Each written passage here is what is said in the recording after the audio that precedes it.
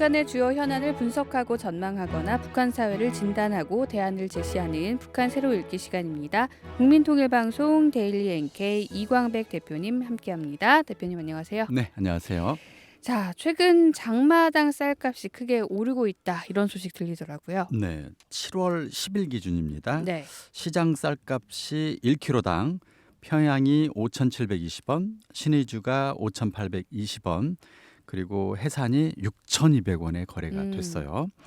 지난달 26일 기준으로 예. 한 달 만에 얼마나 올랐는지를 좀 비교를 해볼게요. 평양이 5,500원이었어요. 지난달에 신의주가 5,600원, 네.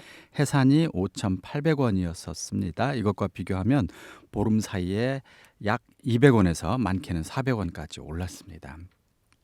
특히 국경 지역 양강도 해산쌀 값이 크게 올랐어요. 1kg에 지금 6,000원대를 넘어서고 있습니다. 그러네요. 그래서 예. 주민들 사이에서는 쌀과 옥수수 값이 일주일마다 100원, 200원씩 계속 오르고 있다. 네.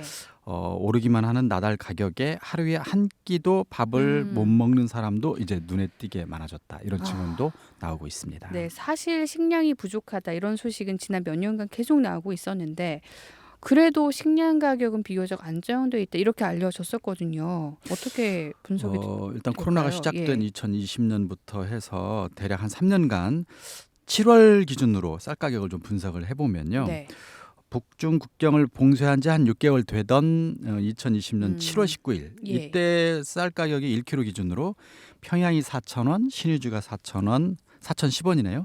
해산이 4,300원 정도였습니다. 그러니까 비교적 안정됐었고 네. 작년 1년 후인 작년 7월 12일 기준으로 시장 쌀 가격이 평양이 4,000원 그대로였습니다. 1년 동안. 변화가 신의주도 없었네요. 예. 4,200원, 뭐 한 100원 조금 더 올랐습니다. 그리고 해산이 5,500원. 해산은 조금 올랐는데 해산이 한 1,200원 정도 올랐었지만 네. 평양과 신의주는 안정세를 유지하고 있었는데 이번에 크게 오른 겁니다. 그래서 예년 쌀 가격에 비해서 지금 40% 정도 올랐습니다. 네, 이 정도면 급등을 한 건데 네.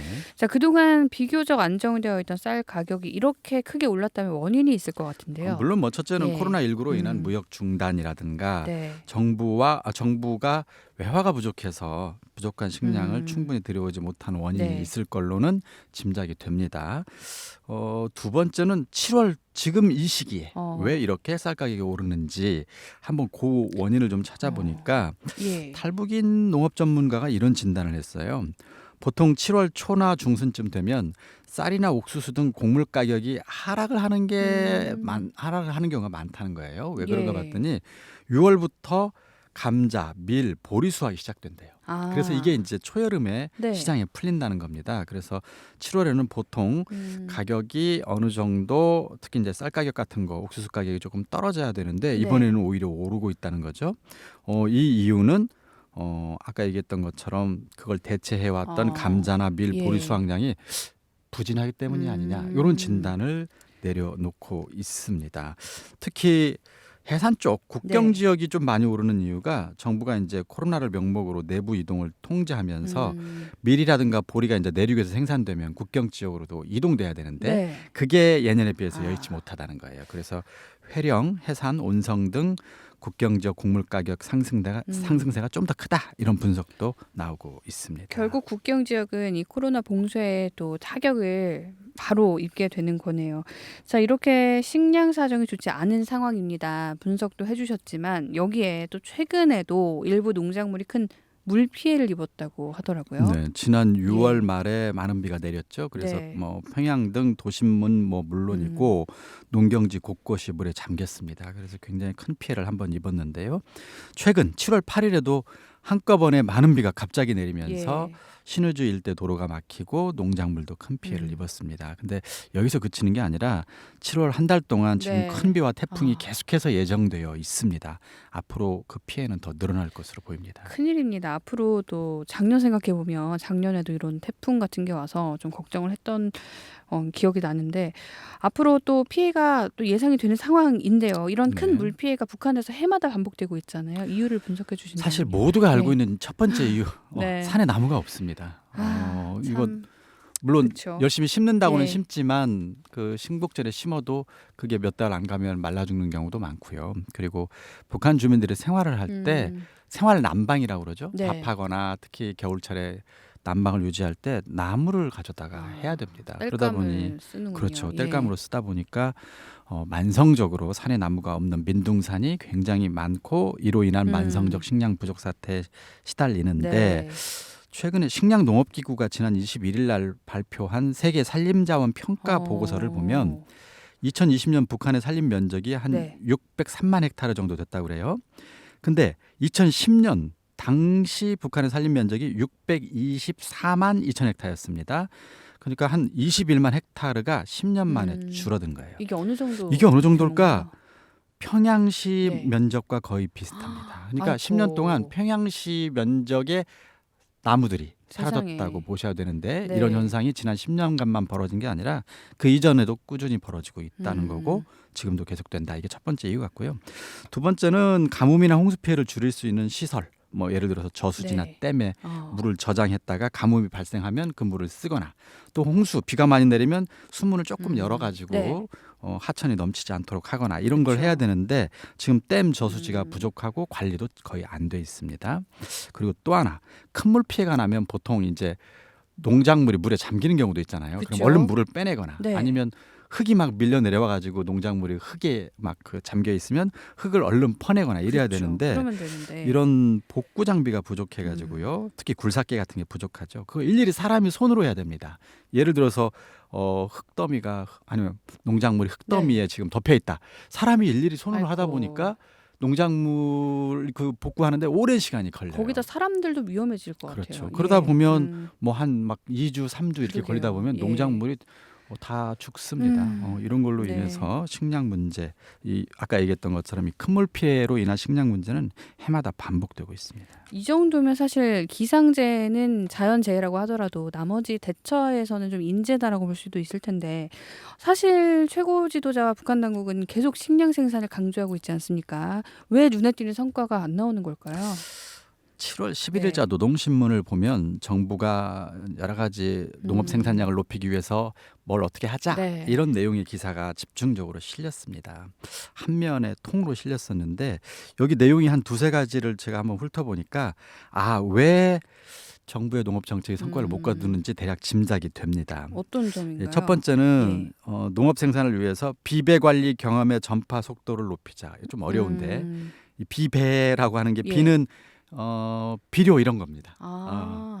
살찔 비, 기름질 비만 비. 할 때 그 비인 것 그렇죠. 같기도 하네요. 네. 그래서 뭐 이건 비료 잘 줘서 땅을 음. 잘 좋은 땅으로 만들자 이런 거고 네. 배라는 것은 이제 땅을 북돋우는 거죠. 쟁기질도 하고 예. 공기도 주고 이런 건데 아무튼 땅심을 높이기 위한 이런 관리 경험의 전파 네. 속도를 높이자. 경험이요. 예. 그래서 농업과 기술 보급 거점을 잘 꾸려서 어떻게 하면 이 땅을 잘 땅심을 유지하는지 경험 토론회도 하고 강습도 하고 뭐 그런 걸 만들자 뭐 이런 건데 제가 볼 때는 그런 걸 구호로 외쳐서 이걸 할 수 있나 싶어요. 경험은 이미 그리고 충분할 것 같은데요. 70년간 이어했을 거 아니에요. 그러니까요. 이 경험을 전파하자고 예. 구호 주장을 계속 해왔을 거 아니에요.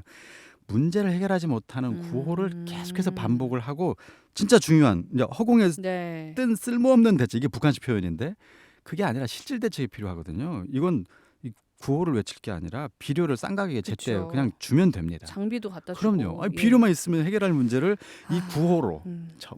모범을 전파하자는 네. 식의 구호를 반복하는 이런 대책 문제가 심각하다고 보이고요. 둘째는 누구나 과학 농사의 주인으로 서자. 그래서 막 농사를 과학적으로 짓자고 또 주장을 하는데 네.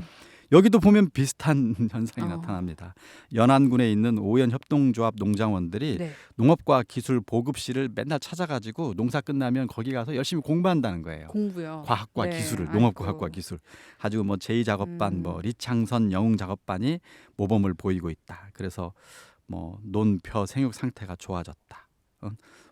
그 내용을 보니까 뭐 별건 없어요. 비가 많이 내려가지고 네. 이 작업반에서 빨리 물을 빼내고 막 거기를 뭐 열심히 해가지고 뭐 영양액도 주고 막 뭐 그런 걸 했다는 거예요. 근데 이걸 보면서 이런 식으로 과연 농업 생산이 과연 네. 될까 좀 회의감이 들었습니다.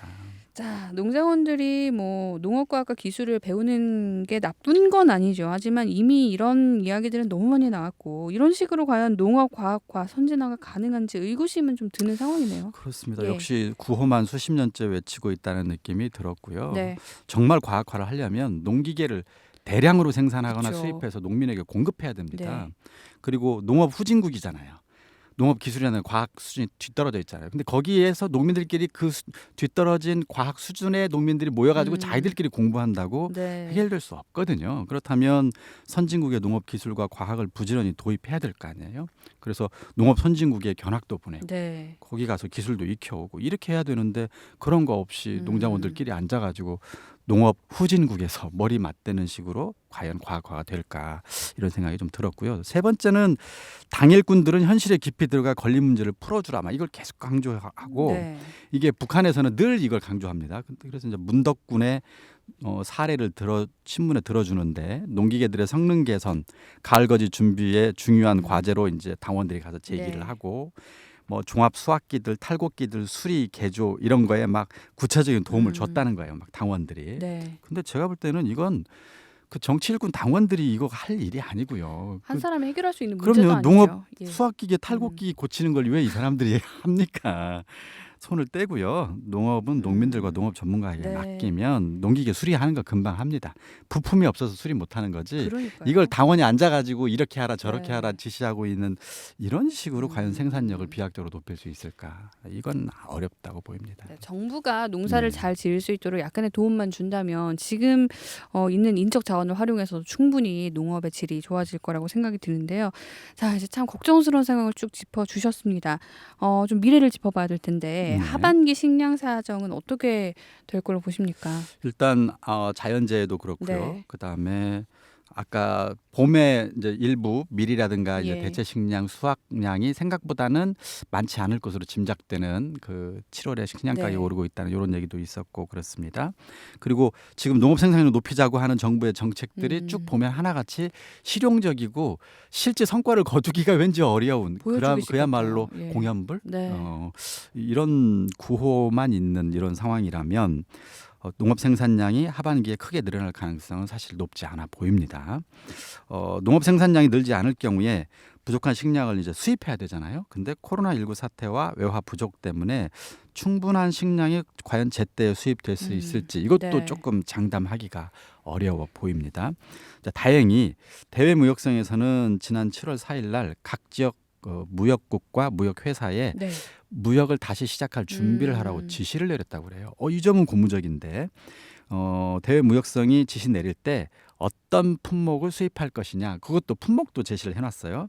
첫째가 의약품, 둘째가 공장 생산 자재, 그리고 셋째가 이제 곡물과 사탕가루, 네. 콩기름 등 이른바 식량과 식료품입니다. 그래서 이것은 일단 다행이에요. 근데 그러네요. 문제는 예. 과연 언제 시작되느냐는 아직 정해지지 않았다는 거예요. 그래서 역시 하반기에도 식량 사정이 풍족하지 못할 것 같은 그런 우려는 네. 있습니다. 여기에 또 코로나 비루스가 또 변이가 발생했다고 해서 걱정되는 상황이라서 이 무역이 재개될지는 한번 지켜봐야겠습니다. 자, 지금까지 북한의 장마당 쌀 가격이 급격히 오르는 이유 그리고 하반기 식량 사정 전망해봤습니다. 단기적으로 취할 대책은 얼른 취하고요. 장기적으로는 농업이 정말 잘 될 수 있는 대책을 지금이라도 내놔야 하지 않을까 싶습니다. 자, 오늘도 국민통일방송 데일리 NK 이광백 대표님과 함께했습니다. 고맙습니다. 네, 감사합니다.